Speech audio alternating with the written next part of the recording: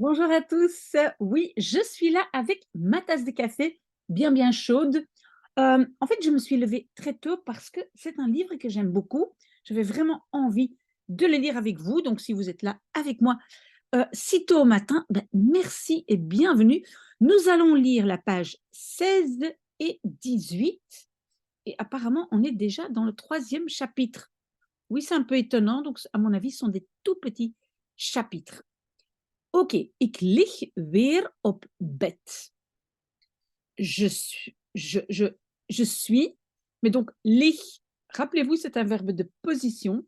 Ça veut dire je suis, mais je suis en position couchée. Donc, je suis couchée à nouveau sur le lit et entends, on répète pas le sujet, mais c'est ik hoor et j'entends comment les voitures voorbij rijden. Ici, le verbe, c'est rouler et voorbij, c'est passer.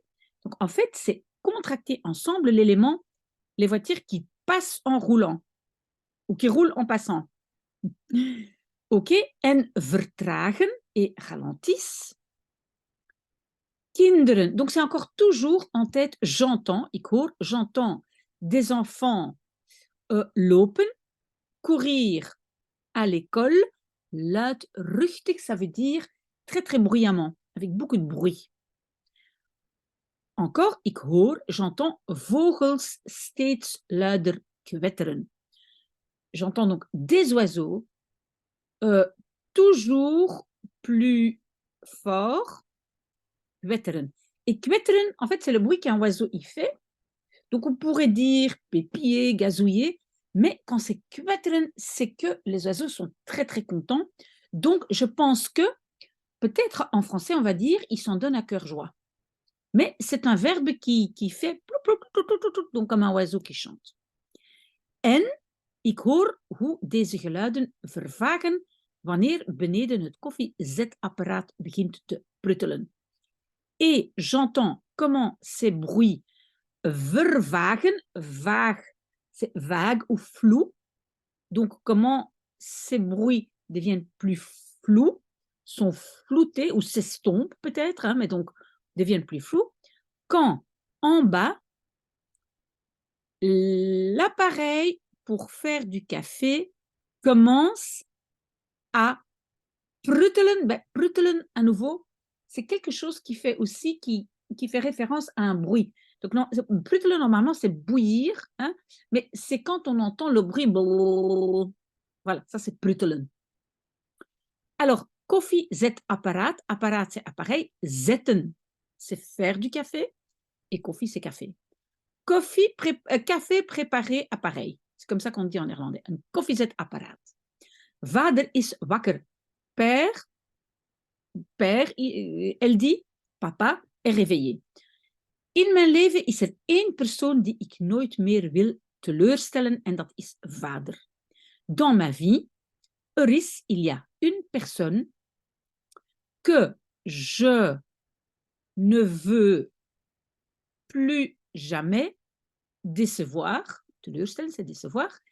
Et ça, c'est père ou papa.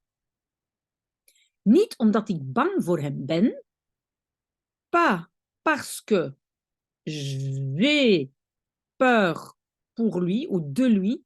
En néerlandais, c'est peur de lui. Et attention, vous avez vu, en néerlandais, on dit être peur et pas avoir peur. C'est plus comme être anxieux ou peureux. D'accord? Donc, pas parce que j'ai peur de lui, maar omdat ik hem alles verschuldigd ben. Mais parce que je lui suis, et verschuldigd, c'est dû. Donc, j'ai comme une dette envers lui. Donc, mais ça, c'est la construction en néerlandais, c'est iets verschuldigd zijn. Devoir quelque chose, iets verschuldigd zijn. Donc, et moi, je lui dois tout, alles. Ik hoor hem van de ene kant van de keuken naar de andere stappen.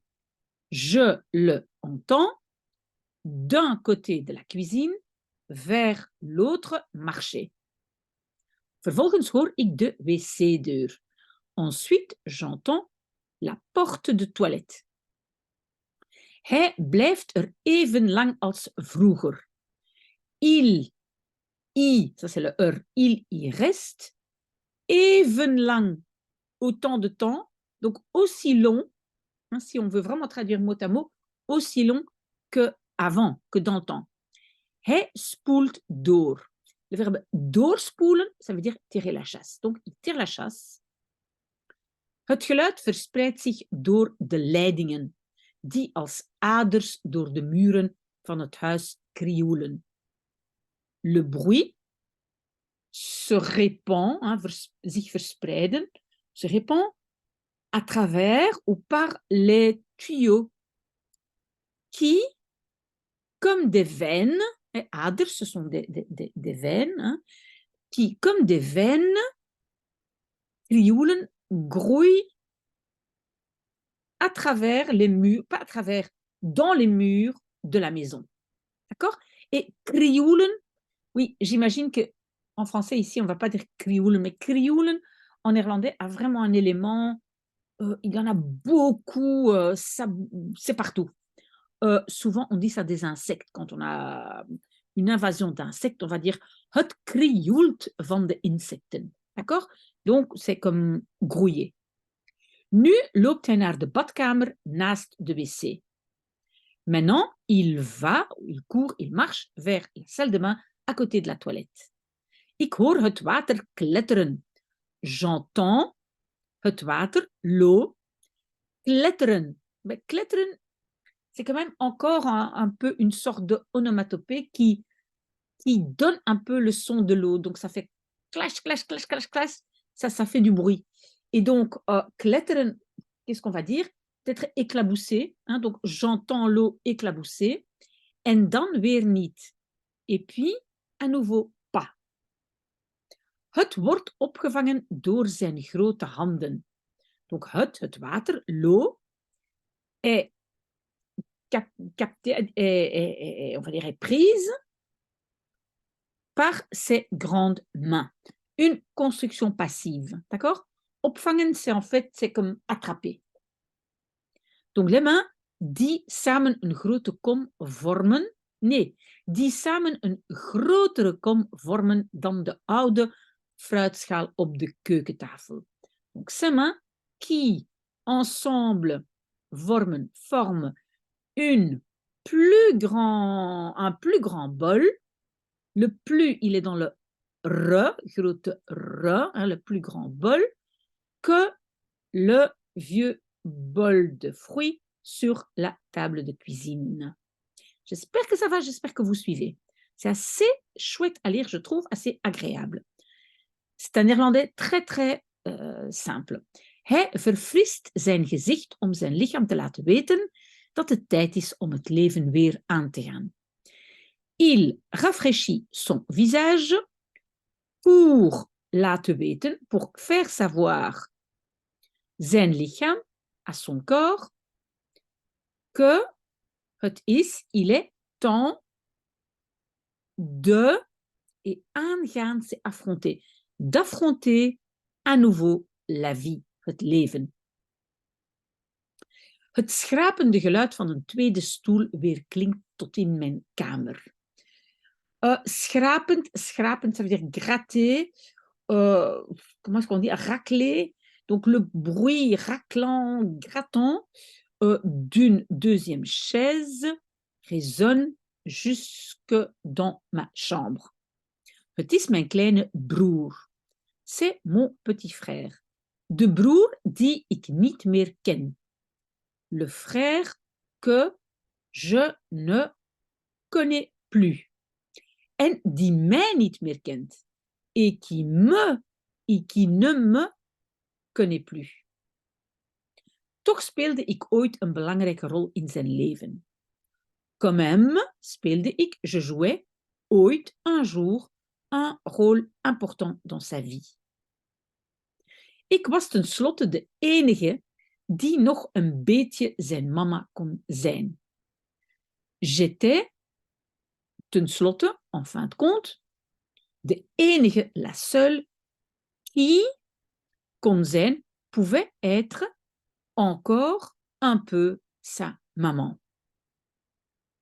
Als peuter keek hij me vaak met glimlachende ogen aan, vanuit zijn bedje, minutenlang. Oui, on a le mot peuter, et ici je vois aussi le mot kleuter. Peuter et kleuter, ce sont des enfants. Peuter, c'est quand on n'est plus bébé, mais on n'est pas encore à l'école maternelle. Alors on est peuter. Donc on a 2-3 ans. Ou 1,5, 2, 2,5. Kleuter, c'est quand on va à l'école maternelle. Parce qu'en néerlandais, ça s'appelle kleuterschool. Donc en tant que peuter, tout petit enfant, il me regardait souvent avec des yeux souriants, glimlachend. Ah, en hij keek aan. Aankijken, c'est vraiment fixer. Parce que kijken, c'est regarder. Et aankijken, c'est fixer. Vanuit zijn bedje, de son petit lit, minutenlang. Donc, longueur de minute, pendant des minutes, minutenlang. Zonder woord of bedoeling, sans mot ni intention. Gewoon elkaar in de ogen kijken. Simplement, l'un l'autre, regarder dans les yeux. Als kleuter kon hij nog steeds zo kijken. En tant que enfant maternel, il pouvait encore toujours kijken, regarder ainsi, zo. Karim is inmiddels 11. Karim est entre-temps 11. Ah oui, en français, on va dire il a 11 ans, parce que c'est l'âge. Donc Karim a entre-temps 11 ans en ik ben voor hem onbekender dan de postbode. Et je suis pour lui onbekender. Donc le c'est de nouveau ou le der, c'est de nouveau le plus inconnu que le facteur. Aïe. OK. La prochaine page, c'est la page 17. Ça va bien, ça avance bien. Allez, encore une page et on a fini. Ik stap weer uit bed. Donc, stappen uit, sortir de. Mais en fait, en néerlandais, c'est comme si on dit je marche à nouveau en dehors du lit. Ça veut dire sortir du lit. De zon staat al ietsje hoger aan de hemel. Le soleil est, mais donc, est, on va dire debout, déjà un petit peu plus haut. En néerlandais, on va dire au ciel, mais en français, on va dire dans le ciel. En ik luister naar vader en broertje die naar de voordeur lopen. Et j'écoute, attention en néerlandais, c'est luisteren naar. Donc, j'écoute père et petit frère qui, vers la porte d'entrée, marchent. Oui, qui marchent vers la porte d'entrée. Ik wacht totdat ik de auto hoor wegrijden, voordat ik de slaapkamerdeur open en de trap afloop. J'attends jusqu'à ce que ik hoor, j'entends la voiture wegrijden, ça veut dire rouler, partir en roulant ou rouler en partant. Donc voilà, la voiture part avant que ik open, j'ouvre la porte de la chambre à coucher. Kamer, chambre, slaap, dormir, coucher. En de trap afloop. Et descend l'escalier. Aflopen, c'est toujours vers le bas. Oplopen, c'est vers le haut. Mijn linkerhand streelt het lichtgrijze behang. Ma main gauche caresse, strelen, c'est caresser, caresse le papier peint, behang, lichtgrijs, gris clair. En met rechts zoek ik steun bij de versleten houten leuning. Et avec rechts, avec ma droite, zoek ik, je cherche, appui, steun. En néerlandais, on va dire chez la rampe en bois usée. D'accord? Donc, je veux m'appuyer sur la rampe. OK, j'espère que vous avez compris la construction. Sinon, vous me le dites, il fait encore un peu noir. Un peu de lumière dehors, pas encore beaucoup. Is weinig koffie over, niet genoeg voor een kopje. Il y a peu de café over, ça veut dire qui reste. Pas suffisamment pour une petite tasse. Ik kan zien tot waar de kan gevuld was. Je peux voir tot waar, jusqu'où la cafetière était remplie, gevuld. Vader dronk duidelijk niet alleen van de dorst. Père buvait clairement, pas seulement de soif. Ik kauw op de achtergebleven korstjes van de boterhammen van mijn broer.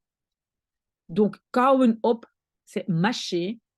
Et en néerlandais, on va dire je mâche sur les petites croûtes achtergebleven qui sont restées derrière, qui sont restées, des boterhammen, des tartines de mon frère. Mij is altijd geleerd dat je niets mag verspillen. À moi est toujours appris. Donc, on m'a toujours appris. En fait, ici, le is est une construction passive.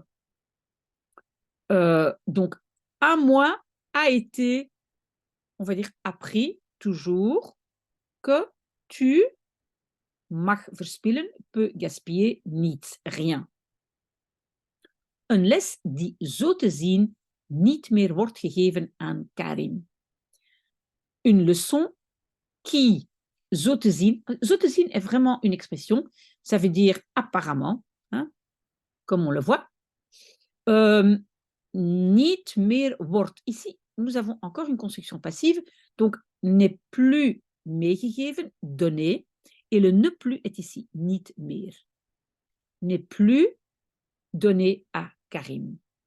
Et donc le worden, ça c'est bon, le être en français. Ok? Mama was degene die mij de regels leerde. Maman était celle qui m'apprenait, leerde les règles. Zij ademde aandacht, vader ademde afstand. Oui, ça c'est un peu une drôle de façon de le dire, mais vous allez comprendre. Donc, elle respirait l'attention, alors que le père respirait la distance. Mais respirer, ça veut dire que elle était complètement attention. Quand elle était avec quelqu'un, elle payait attention à quelqu'un, alors que le père respirait, était complètement distance, afstand. Ik begreep niet altijd wat ze zei. Je ne comprenais niet altijd, pas toujours, ce que elle disait. Maar ik wist wel dat het belangrijk was. Mais je savais bien que c'était important. Vader was een stille man die ervoor zorgde dat we niets tekort kwamen.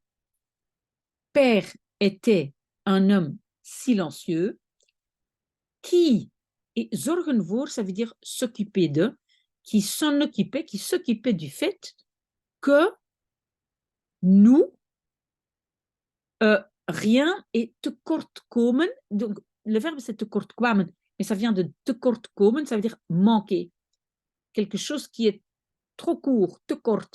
Et donc, c'est en néerlandais, c'est le verbe manquer. Donc, qu'il nous manquait rien. Hij keek erop toe dat mama's regels werden nageleefd. Ici aussi, nous avons une sorte de construction ou expression. Erop toe kijken. Ça veut dire erop toe kijken, bien faire attention, contrôler. Donc, il contrôlait que les règles de maman, encore une phrase passive, étaient nageleefd, respectées. Naleven, c'est respecter, suivre. Maar dat was toen. Mais ça, c'était à ce moment-là, à l'époque.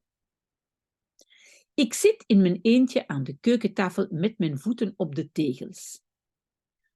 Donc, je suis assise in mijn eentje, ça veut dire toute seule, à la table de cuisine avec mes pieds sur les carrelages.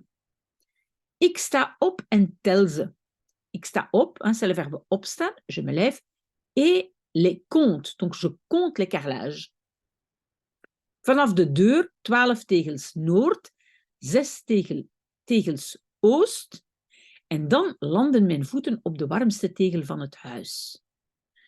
À partir de la porte 12 carrelages vers le nord, 6 carrelages est, et alors mes pieds landen, atterrissent sur le carrelage le plus chaud de la maison. Ik moet bijna glimlachen. Je dois presque sourire. Tenez le coup, on est presque là. De warmte straalt vanuit mijn voeten door mijn enkels naar mijn benen. De warmte, la chaleur, straalt, rayonne à partir de mes pieds, en passant donc à travers mes chevilles, vers mes jambes. Ik sta op het hart van het huis. Donc, je suis debout, ik sta, je suis debout sur le cœur de la maison. Dat zei mama altijd. Ça, maman disait toujours. Dat we goed voor het huis met het hart moesten zorgen. Que nous moesten, devions, zorgen voor, hein, s'occuper de la maison avec le cœur.